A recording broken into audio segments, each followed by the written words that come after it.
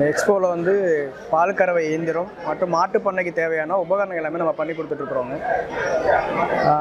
ஒரு 1லேருந்து 5 மாடு வச்சுருக்குறவங்க, 10 மாடு வச்சுருக்குறவங்க, 20 மாடு வச்சுருக்கிறவங்களுக்கு வந்து பால் கறவை இயந்திரம் அந்த மாதிரிலாம் நம்ம பண்ணி கொடுத்துட்ருக்கோம்.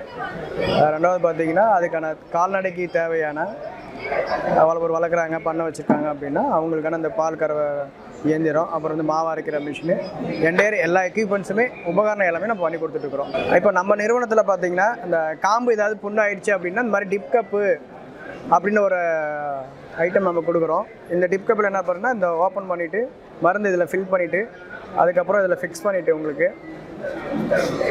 டிப் பண்ணிங்கன்னா உங்களுக்கு இந்த லிக்விட் மேலே வரும். நம்ம டிப் பண்ணி விட்றது இந்த காம்பில் அடாப்டை வந்து பண்ணி விட்டோம்னா உங்களுக்கு நனைஞ்சிக்கும். அந்த மாதிரி உள்ள ஐட்டம்.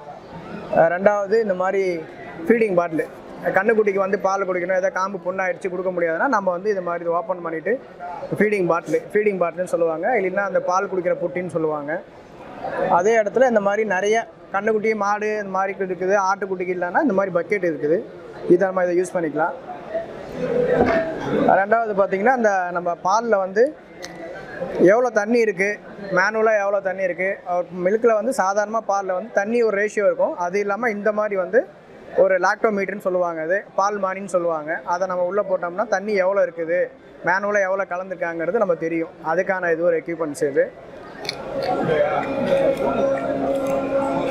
ரெண்டாவது பார்த்திங்கன்னா இந்த பால் டஸ்ட் ஆகாமல் இருக்கிறதுக்கான வடிகட்டி அந்த மாதிரி இது இந்த மாதிரி பண்ணி கொடுத்துட்ருக்குறோம். நிறையா இந்த மாதிரி எக்யூப்மெண்ட்ஸ் நிறையா வந்து ஃபஸ்ட்டு வந்து ஒரு மாட்டு பண்ணை வளர்க்கணும் அப்படின்னா அதுக்கான அந்த சாப் கட்டர், அதாவது புல் வெட்டுற மிஷின் இருக்கு இல்லையா, அது, அதுக்கப்புறம் பால் கறக்கிற மிஷினு, மேட்டு, அப்புறம் அதுலேருந்து பால் கறக்கிறதுலேருந்து இந்த பாலை எடுத்து வெண்ணையாக பண்ணுற மிஷினு, மேட்டு, இன்ஜெக்ஷன் பண்ணுறக்கூடிய அந்த ட்ரெவிஸ் அப்படின்னு சொல்கிறாங்களா அது, மாடு உதைக்காமல் இருக்கிறதுக்கான அந்த எக்யூப்மெண்ட்ஸு, காம்பு ஏதாவது புண்ணாயிடுச்சு அப்படின்னா அதுக்கான வந்து அந்த டிப் பண்ணுற அந்த கப்பு, அந்த மாதிரி ப்ரஷ்ஷு நிறைய நம்ம வந்து பண்ணிகிட்ருக்குறோம்.